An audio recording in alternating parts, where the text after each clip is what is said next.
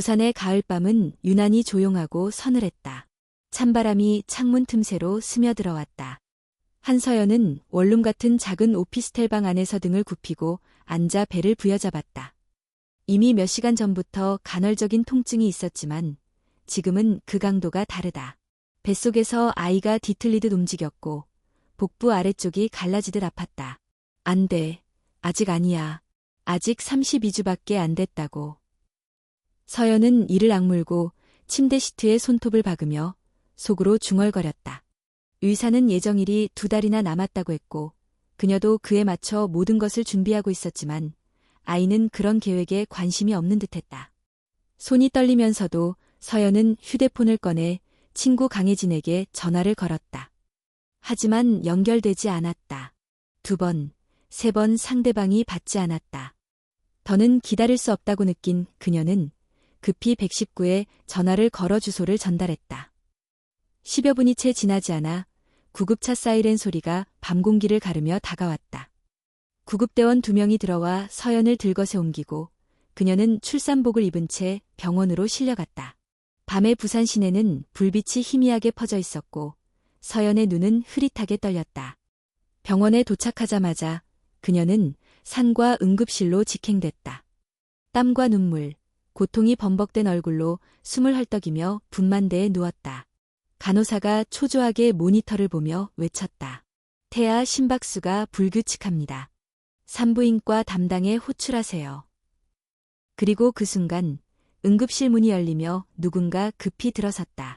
키가 크고 말쑥한 체형, 하얀 가운, 정돈된 헤어스타일. 서연의 눈이 그를 포착하는 순간 그녀는 온몸이 얼어붙었다. 이준호? 그 이름이 목구멍에서 새어나왔다. 이준호, 그녀의 전 남편. 8개월 전 서연이 모든 걸 버리고 도망치듯 떠나야 했던 남자. 자신의 아픔을 외면했고 자신의 존재를 잊은 채 자신만의 세계에 갇혀있던 그 역시 그녀를 발견하고 걸음을 멈췄다. 한 손에 환자 차트를 들고 다른 손으로는 고무장갑을 끼고 있었다. 그의 눈은 놀람, 당혹, 복잡한 감정으로 얼룩져 있었다. 서연, 어떻게? 한순간 침묵이 병실을 가득 메웠다. 간호사조차도 그 분위기에 말없이 숨을 죽였다. 다른 의사 불러줘요. 서연이 힘겹게 말했다. 이 사람 말고. 준호는 잠시 시선을 내렸다가 다시 고개를 들었다. 목소리는 냉정했지만 눈빛은 흔들렸다. 지금 그런 걸 따질 상황이 아니야. 태아 상태가 위험해. 내가 아니면 늦을 수도 있어. 당신, 믿을 수 없어. 당신은 나한테 아무것도 아니야. 서연은 차가운 목소리로 말했다. 하지만 몸은 그녀의 뜻대로 움직이지 않았다. 고통은 점점 더 강해지고 있었고 호흡은 가빠졌다. 그녀의 뺨을 따라 눈물이 흘러내렸다. 준호는 그녀의 손끝을 조심스레 잡았다. 지금은 의사와 환자야. 내가 널 다치게 하지 않겠다고 약속해. 서연은 말없이 고개를 돌렸다. 하지만 의사로서의 그가 아니었다면 그녀는 이미 병실을 뛰쳐나갔을 것이다. 다시 간호사의 외침이 들렸다. 진통 간격이 1분도 안 됩니다. 바로 분만 준비 들어갑니다. 준호는 빠르게 움직였다. 장갑을 다시 끼고 얼굴에 마스크를 쓰며 그녀의 다리 쪽으로 자리 잡았다.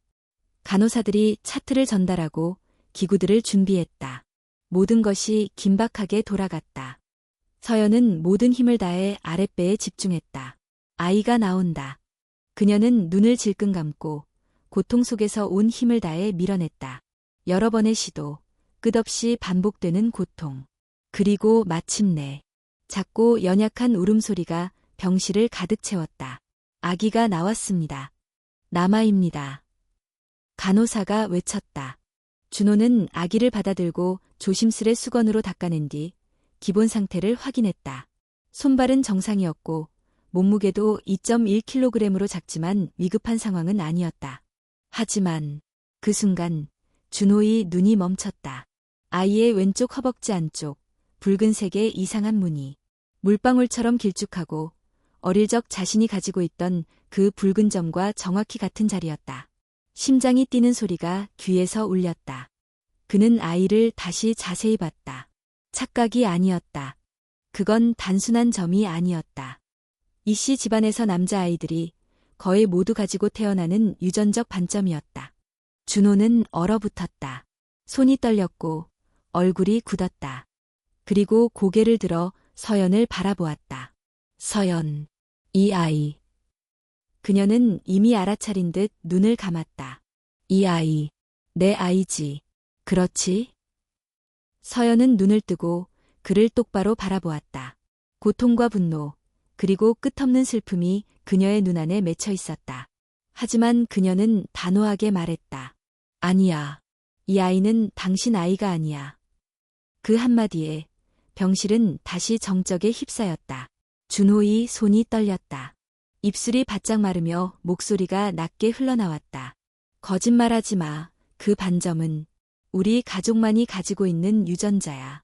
그걸 나도 몰랐을 줄 알아? 서연은 시선을 피했다. 목소리는 가라앉았지만 뚜렷했다.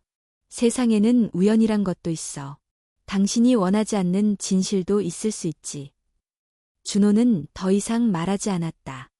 그는 아이를 간호사에게 넘기고 조용히 병실을 나섰다. 그의 발걸음은 무거웠고 내리는 혼란스러웠다. 하지만 하나는 분명했다. 그는 진실을 밝혀낼 것이다. 그리고 이번에는 결코 도망치지 않을 것이다.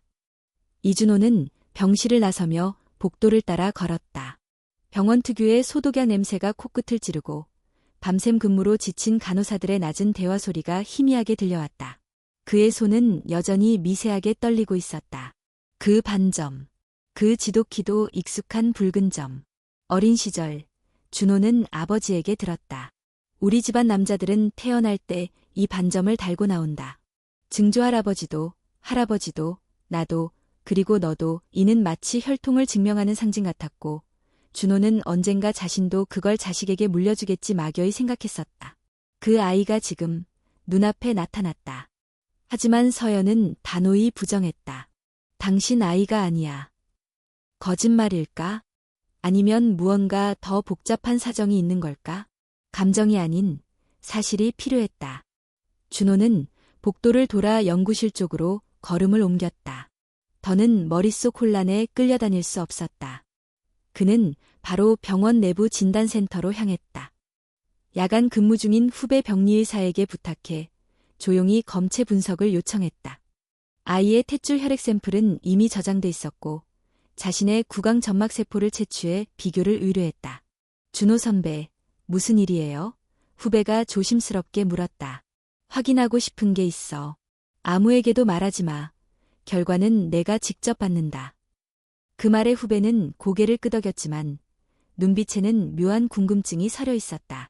한편 서연은 회복실로 옮겨졌다. 태어난 지 몇 시간 된 아이는 인큐베이터 안에서 안정을 취하고 있었고 그녀는 침대에 누운 채 조용히 천장을 바라보고 있었다. 문이 조심스럽게 열리고 강혜진이 들어섰다. 헝클어진 머리, 급히 달려온 듯한 얼굴에 걱정이 가득했다. 서연아, 미쳤어? 출산이 이렇게 갑자기 오면 어떡해? 서연은 피곤한 미소를 지었다. 내가 그러고 싶었겠어. 혜진은 침대 옆에 앉으며 서연의 손을 꼭 잡았다. 애기는 괜찮아. 조산이면 위험할 수도 있었잖아. 그래도 건강하게 나왔어. 체중은 좀 작지만 울음소리는 꽤 컸어. 혜진은 안도의 숨을 내쉬며 고개를 끄덕였다. 하지만 이내 표정이 굳어졌다. 근데 누가 분만했는지 알아? 서연은 말없이 고개를 끄덕였다. 준호 선배였어? 응. 혜진은 눈을 크게 떴다. 헐, 말도 안 돼, 진짜로? 그 사람, 그 반점을 봤어. 아기 다리에 있는 그 붉은 점. 순간 둘 사이에 정적이 흘렀다. 그 사람이 뭐라고 했어? 혜진이 조심스럽게 물었다. 의심했지. 당연히. 그 반점이 자기 집안 유전이라고 했어. 근데 너는? 부정했어. 에? 서연은 눈을 감았다. 숨이 깊어졌다. 그 사람이 그 반점을 보고 감정이 흔들리는 걸 봤어. 하지만 나는 두렵더라. 혹시라도 그가 다시 우리 인생에 들어오고 또 사라질까봐 이번에는 나만 다치는 게 아니라 아이도 함께 상처받을 거잖아. 혜진은 말이 없었다. 그저 서연의 손을 더 꽉 잡을 뿐. 나는 그가 아빠가 되기를 원하지 않았어. 처음부터. 그 사람은 좋은 의사일지는 몰라도 좋은 남편도 좋은 아빠도 아니었어. 적어도 그때의 그는. 하지만 지금은 혜진이 물었다. 서연은 고개를 저었다. 몰라. 아직 몰라. 이틀 후 준호는 DNA 검사 결과지를 손에 쥐고 있었다.封印된 봉투 위에는 병원 로고가 박혀 있었고 그의 이름이 작게 적혀 있었다. 그는 그 자리에 앉아 조심스럽게 봉투를 뜯었다. 결과는 명백했다. 99.998% 일치. 그는 깊은 숨을 들이쉬었다. 예상은 했지만 그래도 이 확인은 그에게 새로운 무게로 다가왔다. 그는 이제 단지 의심하는 사람이 아닌 사실을 아는 아버지가 되었다. 그는 곧바로 회복실로 향했다. 방문을 두드리지 않고 문을 열었다. 서연은 의자에 앉아 있었다. 아이는 인큐베이터에서 곤히 자고 있었다. 그녀는 고개를 들었고 그의 눈과 마주쳤다. 결과 나왔어. 준호가 조용히 말했다. 서연은 피하지 않았다. 그래서? 99.998%. 그녀는 눈을 감았다. 이제 어쩔 거야. 책임질 거야. 아버지로서. 남편으로서도. 준호는 한참을 침묵했다. 그녀의 질문에는 단순한 사랑 고백 이상의 대답이 필요했다. 지금은, 아니, 지금은 아버지로서부터 시작하고 싶어. 나를 믿지 않아도 괜찮아. 하지만 우리 아들만큼은 내 책임이야. 서연의 눈이 흔들렸다. 혜진이 문가에서 조용히 지켜보고 있었고 아이는 여전히 자고 있었다. 그녀는 입을 열었다. 그러면 증명해봐 말이 아니라 행동으로. 준호는 고개를 끄덕였다. 좋아. 나에게 한 달만 줘. 그 시간 동안 난 아이 곁을 지킬게. 그날 밤 서연은 혼자 창밖을 바라보았다. 병원복도 불빛이 희미하게 반사되고 있었다. 그녀는 창문에 비친 자신의 얼굴을 바라보며 중얼거렸다. 정말 달라졌을까? 이준호, 이번엔. 그리고 가슴 깊은 곳에서 아주 작게 남아있던 희망이 조용히 흔들렸다. 한서연이 퇴원한 날, 바람이 조금 더 쌀쌀해진 늦가을이었다. 부산의 하늘은 잔잔했고 붉게 물든 은행잎이 도로 위에 소리 없이 흩날렸다. 병원 앞, 이준호는 자신의 차량 옆에 서 있었다. 뒷좌석에는 유아용 카시트가 설치되어 있었고 조심스럽게 포장한 출산용품들이 정리돼 있었다. 서연은 아들을 품에 안고 병원 문을 천천히 걸어 나왔다. 그녀의 얼굴은 여전히 창백했지만 눈빛에는 강한 결의가 있었다. 아기를 소중히 감싸 안은 그녀의 손길은 어떤 의심도 어떤 분노도 모두 뒤로 한 채 오로지 보호의 본능만이 담겨 있었다. 준호는 그녀를 바라보다가 조심스럽게 다가왔다. 짐은 트렁크에 실었어. 안전벨트 꼭 확인하고 아기 먼저 태우자. 서연은 아무 말 없이 고개를 끄덕였다. 그들은 함께 조심스럽게 아기를 카시트에 눕히고 단단히 벨트를 채웠다. 아기는 무표정한 듯 눈을 깜빡이며 두 사람을 번갈아 바라보았다. 차 안에서는 한동안 침묵이 흘렀다. 서연은 조용히 창밖을 바라보았고 준호는 운전대를 잡은 채 말을 아꼈다. 하지만 그의 손은 핸들 위에서 미세하게 떨리고 있었다. 내가 돌아간다고 했던 곳이 남구 쪽 맞지? 준호가 조심스럽게 물었다. 응, 친구가 빌려준 오피스텔이야. 한동안 거기 있을 거야. 거기면 병원에서도 가깝네. 응급 상황 있을 때도 빨리 올 수 있고. 서연은 고개를 돌려 그를 바라보았다. 준호는 여전히 도로를 응시하고 있었지만 말끝에는 조심스러운 배려가 묻어 있었다. 아기 이름은 정했어? 그가 다시 물었다. 정했어. 하늘이. 한하늘. 준호의 입가가 아주 살짝 올라갔다. 예쁘다. 내 성을 따랐구나. 응, 아빠가 누군지 밝힐 생각 없었으니까.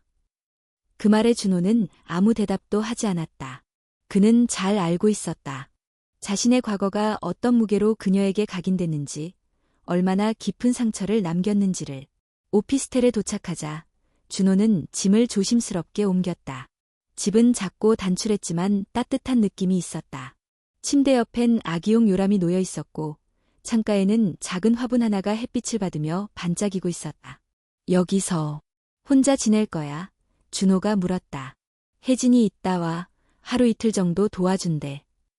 그래도 내가 낮에 시간 날 때마다 올게. 너 불편하지 않으면. 서연은 대답 대신 작은 고개 끄덕임으로 대신했다. 그 정도면 충분했다. 그날 밤 서연은 아기를 안고 조용히 자장가를 불렀다. 하늘이는 서연의 가슴에 머리를 기대고 천천히 숨을 내쉬며 잠들었다. 그 모습을 바라보는 서연의 눈엔 피곤함과 함께 복잡한 감정이 엿보였다. 문득 그녀는 책상 위에 놓인 핸드폰을 바라보았다. 방금 전 준호에게서 메시지가 하나 도착해 있었다. 오늘 하루 수고했어. 하늘이 잘 자. 혹시 뭐 필요하면 언제든 말해. 정말로. 그녀는 메시지를 읽고 한참 동안 아무 대답도 하지 않았다. 그러다 조용히 폰을 내려놓고 아기 이불을 더 덮어주었다. 다음 날 아침 예상보다 이른 시간에 초인종이 울렸다. 서연은 놀란 눈으로 문을 열었고 문 앞엔 이준호가 손에 가방과 국이 담긴 도시락통을 들고 서 있었다. 혹시 아침 뭐 먹었을까봐. 미역국이야. 인터넷 보고 끓여봤는데 좀 짜도 이해해줘. 서연은 말없이 도시락을 받았다. 고마워. 하늘이는? 잘 자고 있어. 새벽에 좀 울었지만. 내가 볼까? 혹시 안고 싶으면. 서연은 망설였지만 이내 고개를 끄덕였다. 조용히. 깨면 안 돼. 준호는 조심스럽게 방 안으로 들어가 요람 옆에 앉았다. 그의 손이 아기의 작은 손을 스치자 하늘이는 눈꺼풀을 살짝 떨더니 다시 조용히 잠들었다. 그 순간 준호는 숨을 멈춘 듯 가만히 있었다. 이 작고 따뜻한 생명이 자신의 일부라는 사실이 이제는 문서가 아닌 현실로 느껴졌다. 피로 이어진 진실, 그리고 그가 지금 해야 할 역할. 서연은 주방에서 조용히 미역국을 데워 밥을 먹었다. 익숙하지 않은 맛, 조금 짠 국물, 그러나 이상하게도 따뜻했다. 그날 이후로 준호는 매일같이 들렀다. 간호사의 스케줄을 바꾸고 저녁 진료가 없는 날에는 병원 근처에서 시간을 보내며 하늘이를 돌봤다.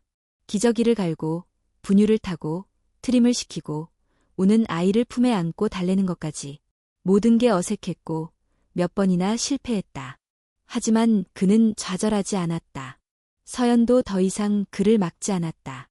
그들은 마치 어떤 계약처럼 서로 말없이 역할을 분담했다. 완벽하진 않았지만 처음으로 가족이라는 단어가 아주 작게 그들 삶 속에 스며들기 시작했다. 어느 저녁 하늘이가 자고 있을 때 준호는 주방에서 설거지를 하다가 문득 물었다. 하늘이, 아빠라고 부를 수 있을까? 서연은 소파에 앉아 책을 넘기다 손을 멈췄다. 그리고 천천히 그를 바라보았다. 지금은 몰라. 하지만 그날이 오면 아이가 직접 선택할 수 있게 해줘. 준호는 고개를 끄덕였다. 그래. 그럼 난 매일 최선을 다할게. 그 선택을 받을 수 있도록. 서로 눈을 마주친 그 순간 둘 사이엔 짧은 침묵이 흐르다가 조용한 신뢰의 기류가 피어났다. 아직 모든 것이 회복된 것은 아니었다. 신뢰는 하루아침에 쌓이는 게 아니고 상처는 말로 지워지지 않는다. 하지만 이 작은 시작이 그들에게 다시 한번 함께라는 가능성을 열어주고 있었다. 그리고 그들은 그 사실을 서로 말없이 느끼고 있었다. 이준호가 아이 곁을 지키기 시작한 지 보름이 지났다. 병원과 집을 오가는 삶의 피로가 쌓였지만 그는 단 한 번도 불평하지 않았다. 밤늦게까지 진료하고도 새벽같이 찾아와 하늘이의 기저귀를 갈고 분유를 타는 일이 일상이 되었다. 그는 의사로서는 완벽했지만 이제는 서툰 아버지로도 매일을 살고 있었다. 한서연은 그 모든 걸 지켜보며 점점 혼란스러워졌다. 그가 보여주는 진심이 느껴질수록 지난날의 기억이 더 짙게 떠올랐다. 마치 희미해진 상처 위에 다시 붉은 선이 그어지는 것처럼. 그날도 준호는 집에 찾아와 하늘이를 안고 산책을 다녀왔다.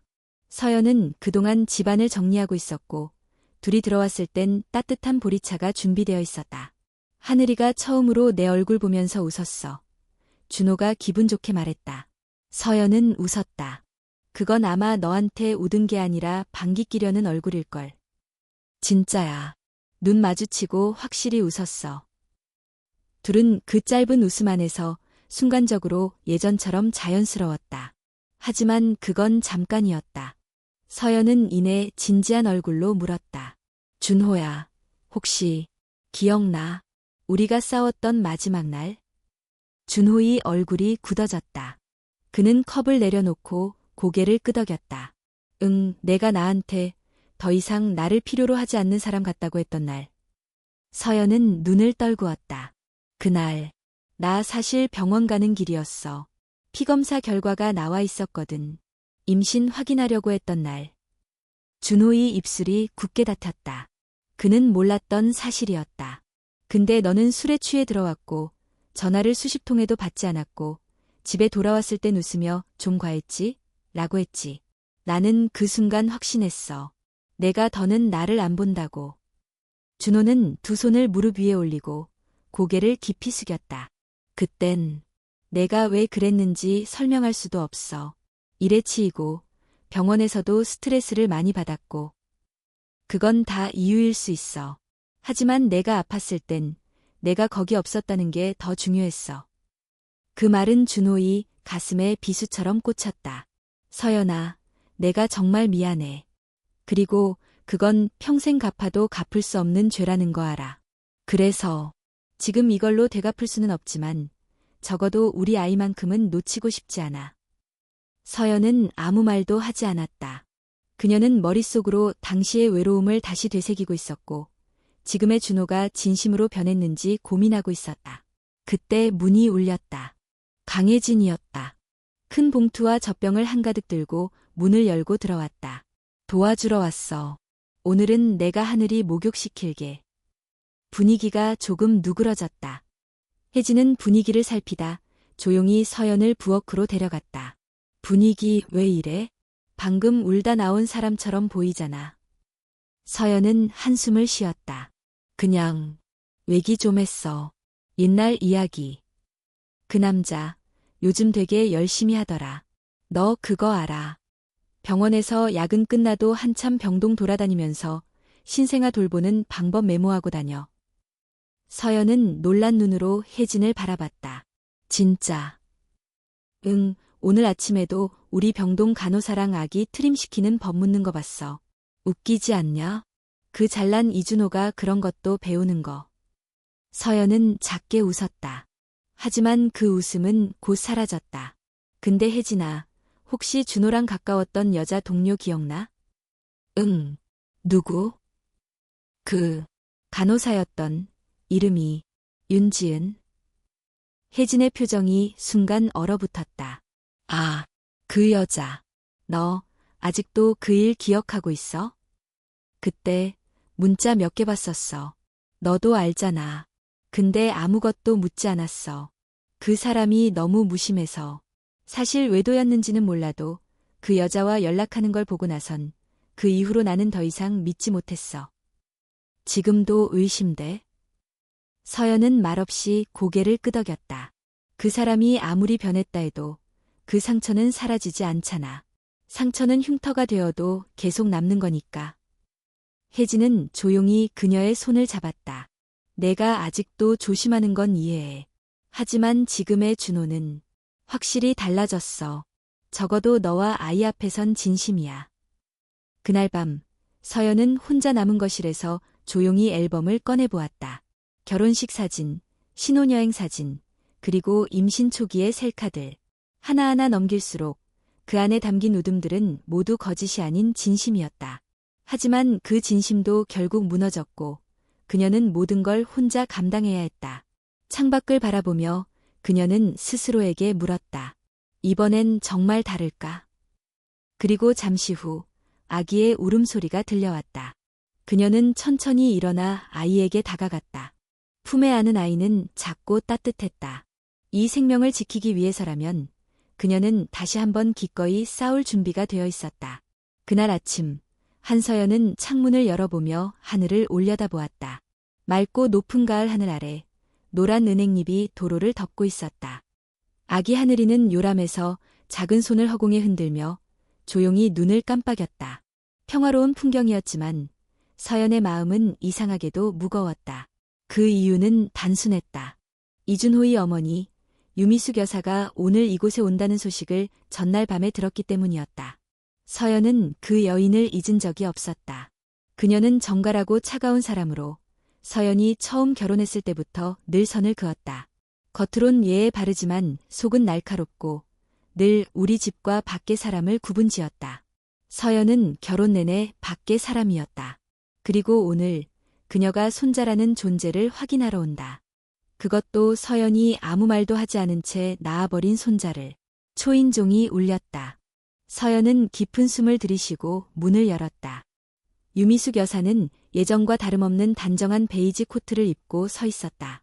손에는 과일 바구니가 들려 있었고 얼굴에는 억지로 만든 듯한 미소가 어렸다. 오랜만이네, 서연 씨.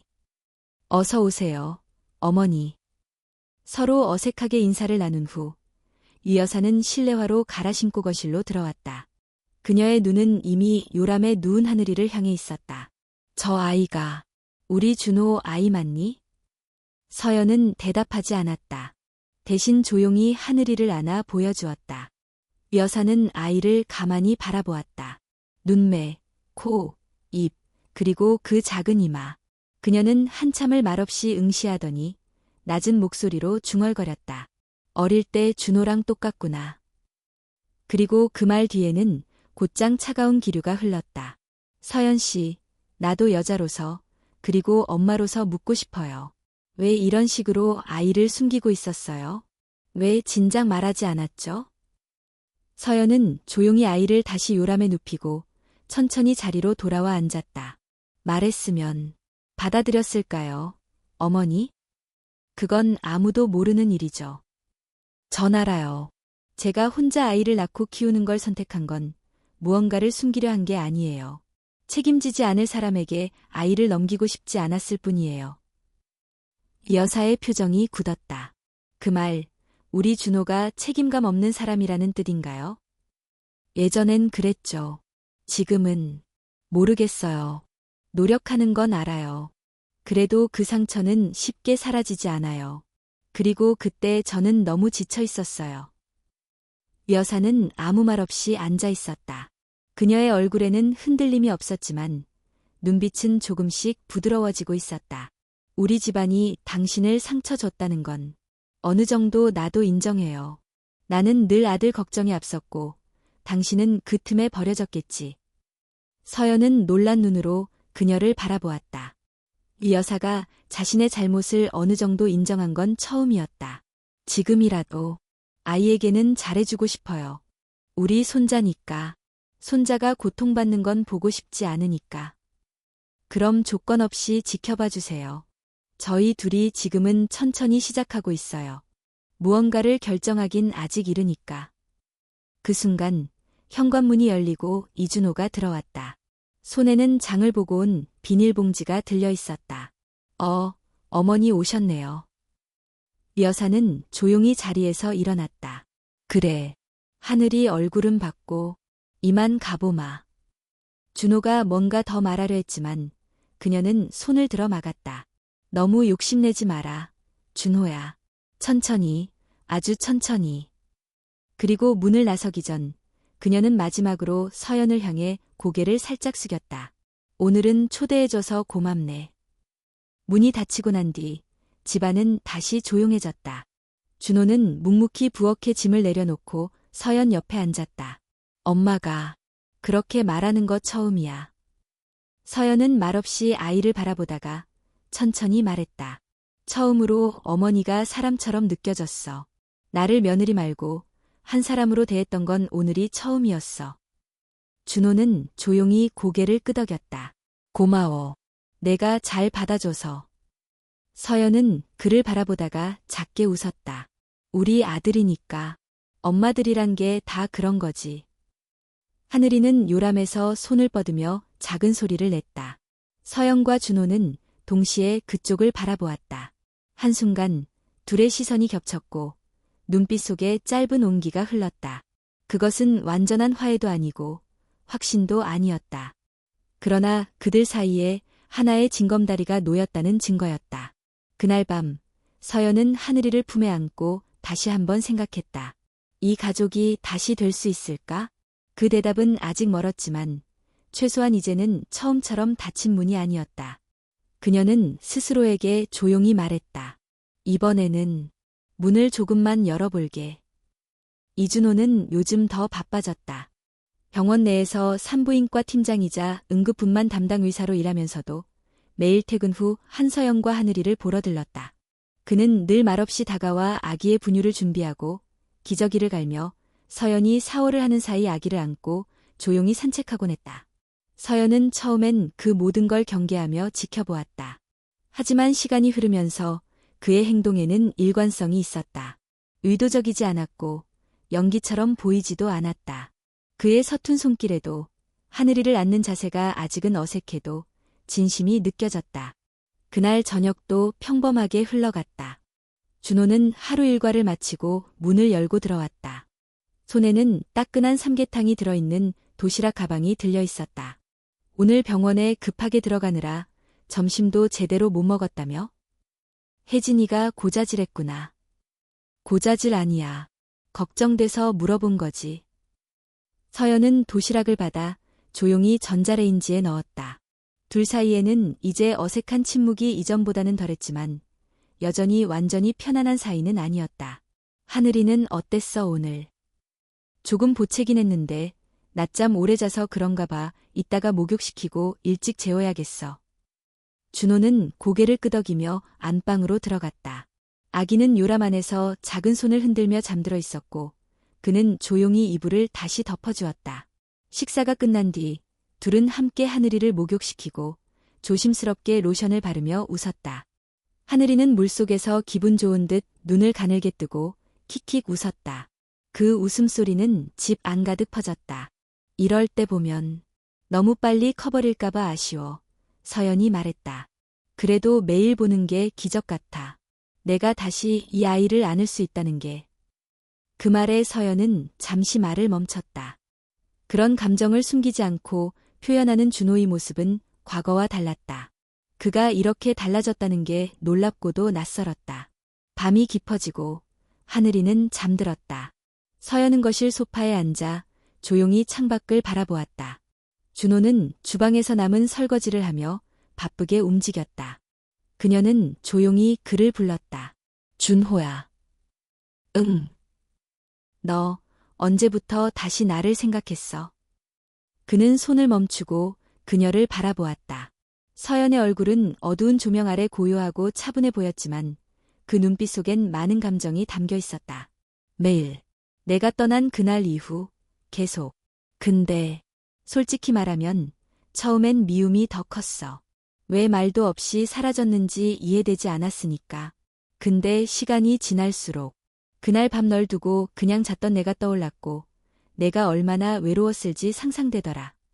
서연은 눈을 감았다. 그날 진짜 많이 무서웠어. 혼자라는 생각이 너무 선명하게 들이닥쳤거든. 준호는 조심스럽게 그녀 옆에 앉았다. 이젠 안 그럴 거야.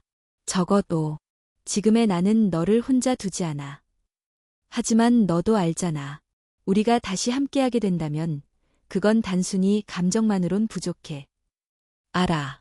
그래서 난 조급하지 않을 거야. 천천히 가자. 지금처럼. 서연은 고개를 끄덕였다. 잠시 후 그녀는 조용히 입을 열었다. 어제 윤지은한테서 문자 왔어. 준호는 순간 놀란 눈으로 그녀를 바라보았다. 뭐라고 했는데? 아무 말 없이 그냥 준호는 잘 지내냐고만. 하지만 의미는 명확했지. 그는 깊은 숨을 내쉬었다. 그 사람하고는 아무 일도 없었어. 그때도, 지금도. 내가 의심한 건 알지만 나는 정말 이젠 그 얘기 하고 싶지 않아. 중요한 건 지금이니까. 그 사람이 어떻게 하든 넌 어떻게 대응하느냐가 중요한 거야. 준호는 고개를 끄덕였다. 앞으론 어떤 연락이 오든 널 먼저 생각할게. 그리고 다 얘기할게. 서연은 한참 동안 그를 바라보다가 조용히 말했다. 그래. 이번엔 우리 진짜로 서로 마주보고 가보자. 조명이 은은하게 비치는 거실, 그리고 잠든 하늘이의 숨결이 조용히 들려오는 밤. 이준호와 한서연은 말없이 소파에 앉아 서로의 손등 위에 손을 얹었다. 아직 모든 것이 정리되지는 않았지만 그들은 확실히 처음과는 달라진 자리에서 함께라는 감정을 다시 짚어가고 있었다. 그 밤은 둘 사이에 다시 놓인 첫 번째 신뢰라는 이름의 달이었다. 그날도 이준호는 퇴근 후 한서연의 집에 들렀다. 하늘이는 이제 생후 2달을 넘겼고 하루하루 다르게 표정이 풍부해지고 있었다. 준호가 들어서자마자 아빠 왔어 라는 말에 반응하듯 하늘이는 입꼬리를 살짝 올리며 응시했다. 그것만으로도 준호의 하루는 의미 있어졌다. 서연은 평소처럼 차분히 하늘이를 안고 있었고 준호는 주방으로 들어가 분유를 준비했다.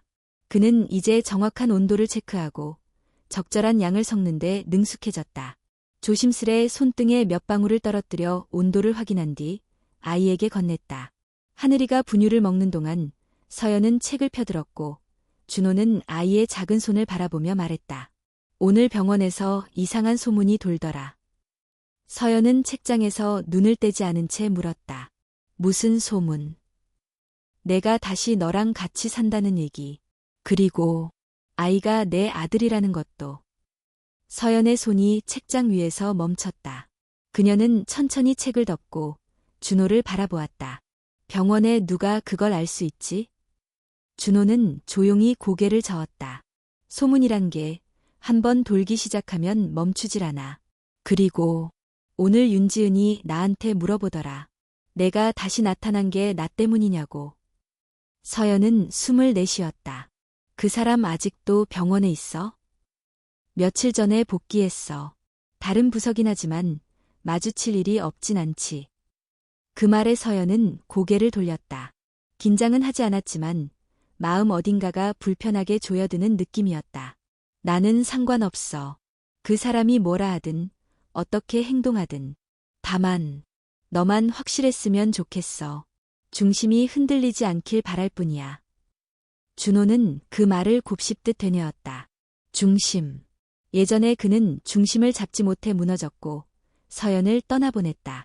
그 실수를 반복하지 않으리라 다짐했건만 윤지은의 말 한마디에 잠시라도 마음이 복잡해진 자신이 스스로도 싫었다. 확실히 할게. 그리고 너랑 하늘이 앞에서 떳떳하지 못한 사람은 어떤 관계든 끊을 거야. 서연은 고개를 끄덕였다. 그녀는 더 이상 감정에 휘둘리지 않았다. 너무 많은 걸 겪었기에 감정보다 행동을 먼저 보게 됐다. 며칠 후 병원에서 사건이 터졌다. 한 간호사가 병원 내 익명 게시판에 글을 올렸다. 산부인과 주치의 엘모 씨가 전 아내와 이혼 후에도 병원 내 특혜를 누리고 있으며 사적인 감정이 업무에 영향을 미친다는 내용이었다. 거기엔 하늘이 사진과 함께 불륜으로 낳은 아이라는 소문이 있다는 자극적인 문장도 포함되어 있었다. 서연은 이 사실을 병원에 근무하는 친구 혜진을 통해 가장 먼저 들었다. 서연아, 너 지금 당장 댓글 보기 전에 마음 단단히 먹어. 누가 올린 건지는 몰라도 분명 의도적이야. 서연은 핸드폰을 켜지 않은 채 가만히 창문을 바라보았다. 그녀는 이미 충분히 많은 걸 잃어봤다. 세상의 시선도 수군거림도 낯설지 않았다. 다만 지금은 하늘이가 얽혀있다는 게 너무도 가슴 아팠다. 준호는 그날 병원장실로 불려갔다. 병원장은 조용히 결과를 말했다. 의혹을 해소할 수 있는 건 명확한 입장과 행동뿐입니다. 당신의 진심이 무엇이든 직원들과 환자들은 표면적인 사실로 판단하니까요.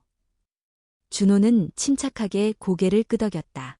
그리고 그날 저녁 서연의 집으로 곧장 향했다. 문을 열자 서연은 거실에서 조용히 TV를 보고 있었다. 아이는 이미 잠든 듯했다. 들었지? 준호가 물었다. 응. 나 병원에 사표 낼 생각이야. 서연은 놀라 눈을 떴다. 무슨 말이야. 그 병원 내가 몇 년이나 다닌 곳인데. 중심이 중요하다고 했잖아. 난 너와 하늘이의 중심이 되고 싶어. 그런데 지금 병원은 나에게 중심이 아니야. 정리하고 아예 개인 병원을 차릴 생각이야. 좀 더 아이와 함께 할 수 있는 시간도 생기고. 서연은 아무 말도 하지 못했다.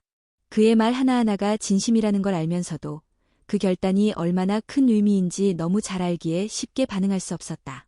넌 어떻게 하고 싶어? 준호가 조용히 물었다. 서연은 눈을 감고 숨을 길게 들이쉬었다. 나도 이제 무서운 게 아니야. 사람들 말은 어차피 바뀌지 않아.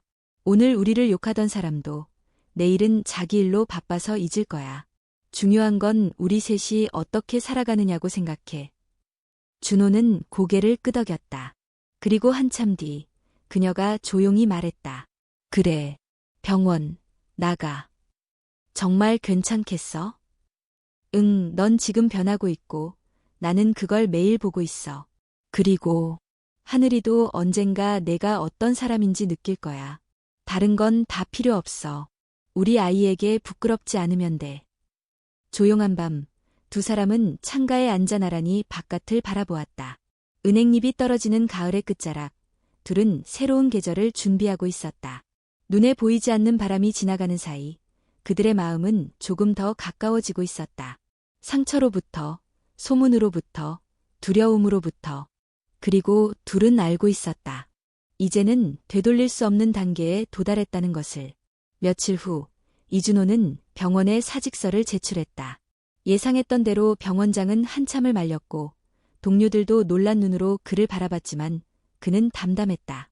누군가는 무책임하다 했고 또 누군가는 용기라 평했다. 하지만 준호는 더 이상 세상의 평판에 흔들리지 않기로 결심한 뒤였다. 나중에 후회하지 않겠어?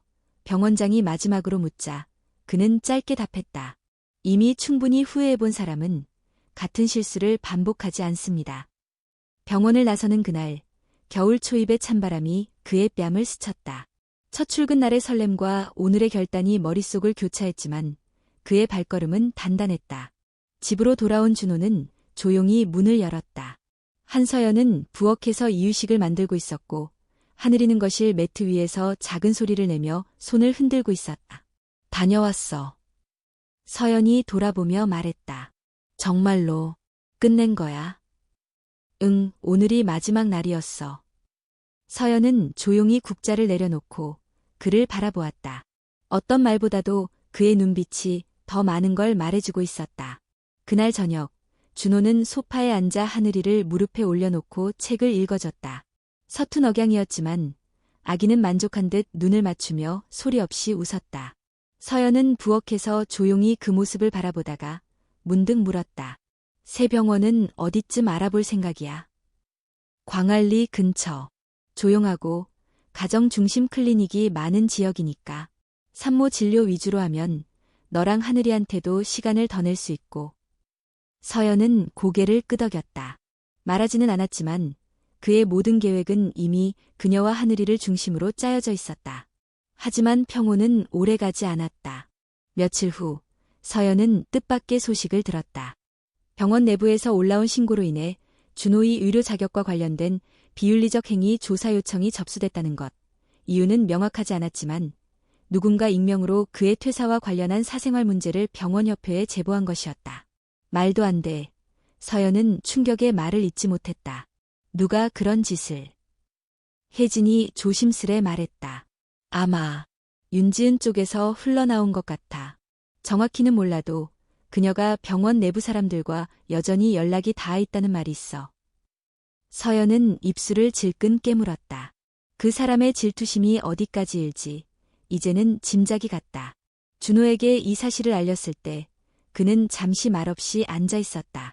눈에 띄게 동요하지는 않았지만 깊은 피로가 그의 얼굴에 드리워졌다. 예상했던 일이야. 그 사람이 가만히 있을 거라고는 생각하지 않았어. 그래도 이렇게까지 법적인 문제로 번지면. 걱정 마. 명확한 불법 행위가 있었던 게 아니니까. 하지만 병원협회 쪽에선 조사 절차는 진행하겠지. 서연은 고개를 숙였다.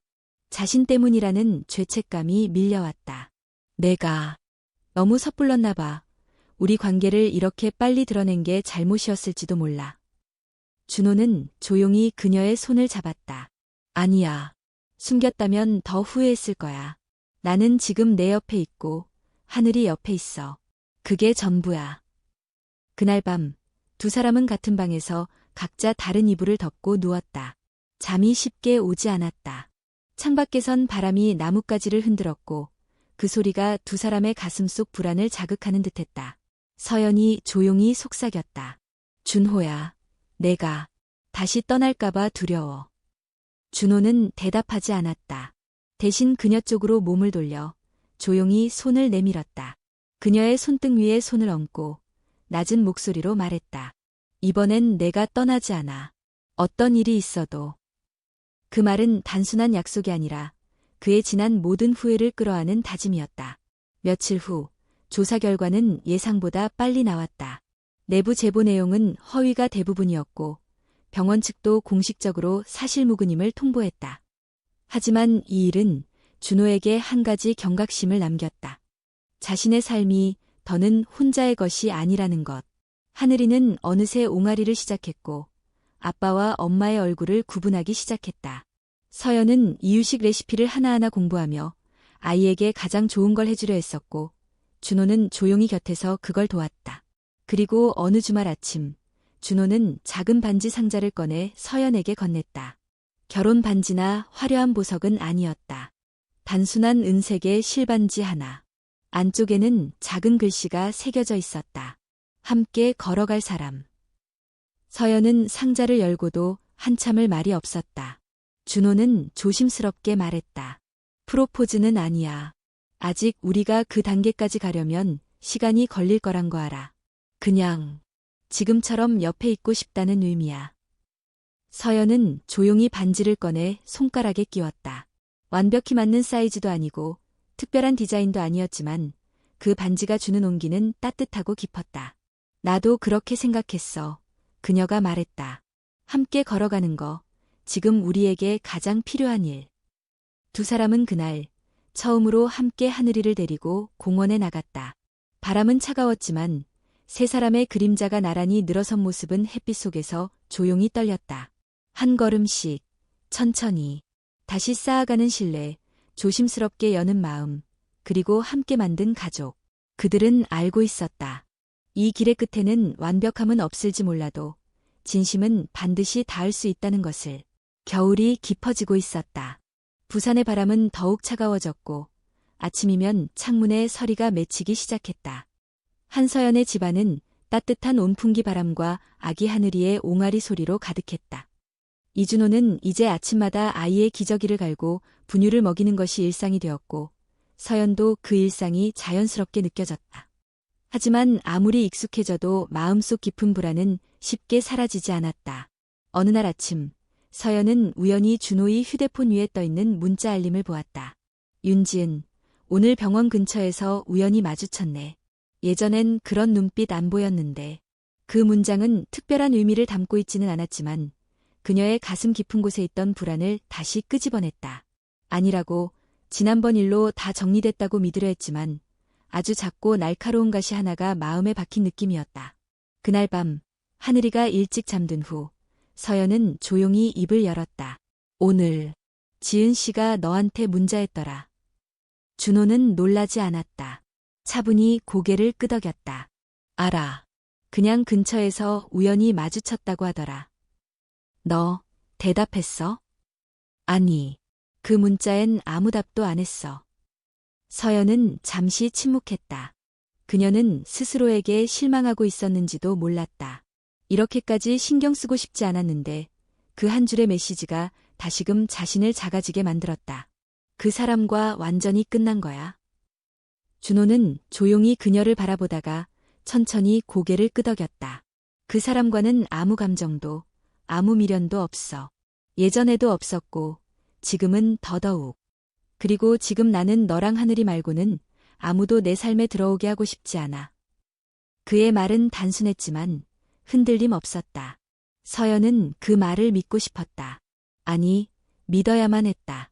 다시 살아보려는 이 길 위에서 의심과 불신은 함께 걸어갈 수 없는 짐이었다. 그녀는 조용히 말했다. 나 아직도 두려워. 내가 말없이 사라질까봐. 내가 또 나보다 다른 걸 더 중요하게 여길까봐. 준호는 고개를 끄덕이며 그녀의 손을 잡았다. 그래서 난 매일 증명하고 싶어. 너한테, 하늘이한테. 나는 변했고, 이제는 다른 사람이 되었다는 걸. 그날 밤, 두 사람은 같은 이불 아래에 누워 처음으로 함께 잠들었다. 특별한 말이나 약속은 없었지만 서로의 체온만으로도 조금은 안심이 되는 밤이었다. 며칠 후, 준호는 광안리 근처에 새 병원 자리를 계약했다. 이름은 하늘산 부인과. 직원 명단에는 간호사 강혜진의 이름도 올라가 있었다. 혜진은 웃으며 말했다. 이제 우리도 제대로 팀이지? 옛날처럼 나한테 함부로 못 굴 거야. 준호는 웃으며 고개를 끄덕였다. 무조건 복종 모드야. 서연은 개업 준비를 함께 도우며 서서히 일상에 스며들고 있는 변화를 실감했다. 진료실 인테리어, 대기실의 조명, 아기 수유실의 방향까지 그녀의 의견이 반영되었고 준호는 한마디도 놓치지 않고 들었다. 이제 정말 시작이네. 서연이 말했다. 응, 우리 가족의 공간이자 내가 다시 책임지는 시작. 하늘이는 그 사이 두 발로 서려는 시도를 시작했다. 서툴지만 단단한 의지를 가진 눈으로 엄마와 아빠를 번갈아 보며 발을 내딛었다. 준호는 아이가 넘어지지 않도록 조심스럽게 양옆을 받쳤고 서연은 아이의 웃음을 카메라에 담았다. 그 장면은 마치 오래된 꿈처럼, 그러나 지금은 현실이었다. 병원이 오픈한 날, 작은 개업식이 열렸다. 가족, 몇몇 친구, 그리고 이웃 주민들만 초대한 조용한 행사였다. 간단한 꽃다발과 케이크, 그리고 병원 문 앞에 붙은 손편지 하나. 이곳에서 당신의 하루가 더 편안해지기를 바랍니다. 하늘이 엄마 드림. 준호는 그 편지를 보고 천천히 고개를 들었다. 병원 문 앞에 서 있는 서연이 있었다. 그녀는 따뜻한 코트를 입고 하늘이를 안고 있었다. 나 오늘 처음으로 너한테 완전히 마음을 열었어. 그 말에 준호는 다가가 조심스럽게 아이를 받아 안았다. 하늘이는 작은 손으로 아빠의 턱을 붙잡으며 웃었다. 나도 오늘 처음으로 내가 가족이라는 걸 실감했어. 그날 밤, 세 사람은 함께 병원 대기실 한쪽에서 도시락을 나눠 먹었다.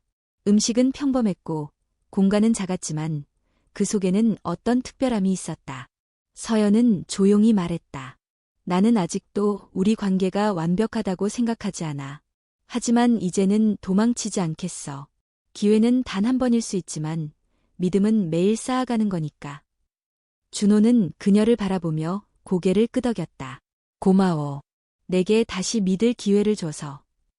그날 밤, 집으로 돌아온 세 사람은 평소보다 일찍 잠자리에 들었다. 하늘이는 엄마와 아빠 사이에서 편안하게 눈을 감았고 그 곁에서 두 사람은 손을 맞잡았다. 서연은 속삭였다.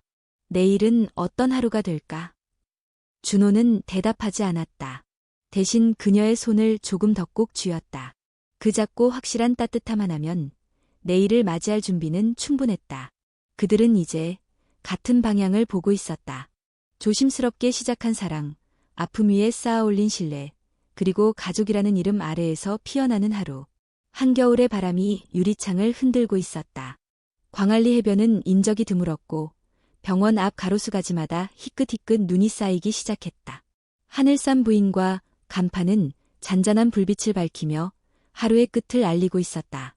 이준호는 진료를 마친 후 진료실에서 문서를 정리하고 있었다. 하루 중 가장 조용한 시간이자 그가 혼자서 많은 생각을 정리하는 시간이기도 했다. 문득 책상 위에 놓인 한 장의 사진이 눈에 들어왔다. 한서영과 하늘이 둘이 함께 병원 개업식 날 웃고 있는 모습. 그 사진을 바라보며 준호는 마음속으로 중얼거렸다. 나는 결국 이 모든 걸 다시 되찾았구나. 내가 떠났을 때는 모두 끝났다고 생각했는데. 그때 조심스레 문이 열렸다. 서연이었다. 손에는 따뜻한 차 한 잔과 작은 간식 상자가 들려 있었다. 오늘 점심도 못 먹었다며 간호사가 그러더라. 준호는 웃으며 자리에서 일어났다. 요즘은 간호사들이 내 스케줄을 더 잘하네. 서연은 그의 책상 앞에 앉아 컵을 건넸다. 둘 사이에는 이전과는 비교할 수 없을 만큼 편안한 공기가 흘렀다. 오랜 연인처럼, 오래된 부부처럼, 혹은 이제 막 사랑을 다시 시작한 사람들처럼. 오늘 민정이 엄마가 진료 끝나고 이런 말 하더라. 의사 선생님 얼굴이 요즘 더 밝아 보여요. 집에서 좋은 일 있으세요? 라고. 정말. 응. 그래서 나도 그냥 웃기만 했어. 말하자니 부끄럽더라고. 준호는 그녀를 바라보다가 조용히 말했다. 서연아, 우리 다시 결혼할까? 그 말에 서연의 표정이 잠시 멈췄다. 그녀는 고개를 숙이며 컵을 양손으로 감쌌다. 이제 와서 우리가 다시 그 형식으로 돌아간다고 해서 뭐가 달라질까? 아무것도 안 달라져도 돼. 다만 하늘이가 자라면서 우리가 어떤 이름으로 함께였는지 분명히 해주고 싶어. 서연은 한참을 생각하더니 조용히 입을 열었다. 결혼이라는 단어, 사실 나에겐 두려운 이름이었어. 우리가 망가졌던 시작이기도 하니까. 근데 지금 너랑 있으면 그 단어가 다시 따뜻하게 느껴지긴 해. 그럼 천천히 결정해도 돼. 난 기다릴게. 그녀는 고개를 끄덕였다. 대답은 없었지만 그 고갯짓 하나에 담긴 의미는 분명했다. 며칠 뒤 한서연은 구청을 찾았다. 출생신고 변경을 위한 서류를 제출하기 위해서였다. 하늘이의 출생신고서에는 그녀의 성만 적혀 있었지만 오늘부로 아버지란 항목에 이준호의 이름이 함께 기록되었다. 담당 공무원이 서류를 정리하며 말했다. 아이 이름이 정말 예쁘네요. 하늘이. 서연은 웃으며 대답했다. 네, 처음부터 혼자였던 아이지만 지금은 셋이 되었어요. 서류를 들고 나오는 길, 그녀는 휴대폰을 꺼내 메시지를 남겼다. 오늘 하늘이 출생신고 정정했어. 아빠랑 칸에 너 이름 들어간 거 보니까 이상하게 눈물이 나더라. 잠시 후 답장이 도착했다. 그 칸에 내 이름 들어가게 해줘서 고마워. 앞으로 매일 내 자리 잊지 않을게. 시간은 빠르게 흘렀고 하늘이는 돌을 맞이했다. 조용한 가족 모임으로 치른 첫 번째 생일. 케이크를 앞에 두고 촛불을 불지 못하는 아기를 대신해 서연과 준호가 함께 입을 맞춰 불었다. 누구도 화려한 파티를 원하지 않았고 그저 세 사람이 같은 공간에 같은 시간을 나눈다는 것만으로도 충분했다. 서연은 아기 손에 작은 돌잡이 물건들을 놓으며 말했다. 무엇을 집어도 좋아. 아프지 않고 행복하게만 자라다오. 하늘이는 서툰 손으로 작은 청진기를 집었다. 그 모습을 보고 모두 웃었고 준호는 농담처럼 말했다. 이 집 유전자는 의사밖에 못 되나 봐. 서연은 그 말에 조용히 웃으며 대답했다. 그래도 아빠처럼 일중독은 되지 말았으면 좋겠네. 웃음소리 속에 그들의 과거와 현재가 어우러졌다. 상처는 흉터가 되었고 흉터 위로는 사랑이라는 새살이 자라고 있었다. 봄이 되었다. 하늘이는 이제 말을 배우기 시작했고 서툴지만 엄마, 아빠를 정확히 구분해서 부를 줄 알게 되었다. 어느 날 아침 세 식구가 함께 산책을 나섰다. 하늘이는 작은 발로 길을 걷고 있었고 서영과 준호는 나란히 그 뒤를 따라 걸었다. 햇살은 따뜻했고 하늘은 맑았다. 서연이 조용히 말했다. 예전엔 우리가 끝난 줄 알았어. 다시는 서로 마주볼 수 없을 거라고. 준호가 고개를 끄덕이며 대답했다. 나도 그랬어. 그래서 더 노력했던 것 같아. 너를 다시 안아볼 수 있다면 그 어떤 것도 할 수 있을 것 같았거든. 서연은 고개를 숙이며 작게 웃었다. 이제 알겠어. 사랑은 완벽해서 지켜지는 게 아니라 부족함을 인정하고 서로 맞춰가는 거라는 걸. 그리고 그녀는 조용히 말했다. 그래, 우리 다시 결혼하자. 준호는 놀란 듯 그녀를 바라보다가 이내 미소를 지었다. 손을 뻗어 그녀의 손을 잡았다. 하늘이는 두 사람의 손을 번갈아 바라보다가 양쪽 손을 모두 잡으며 소리쳤다. 엄마, 아빠. 그 목소리는 봄바람에 실려 퍼졌고 세 사람의 그림자는 아침 햇살 아래 길게 나란히 늘어져 있었다. 그 길의 끝이 어디일지 모른다. 또다시 비바람이 몰아칠 수도 있다. 하지만 그들은 알고 있었다. 서로를 떠나지 않겠다고 선택한 이상 완전하지 않아도 이 길은 충분히 함께 걸어갈 가치가 있다는 것을. 그것이 진짜 사랑이라는 것을.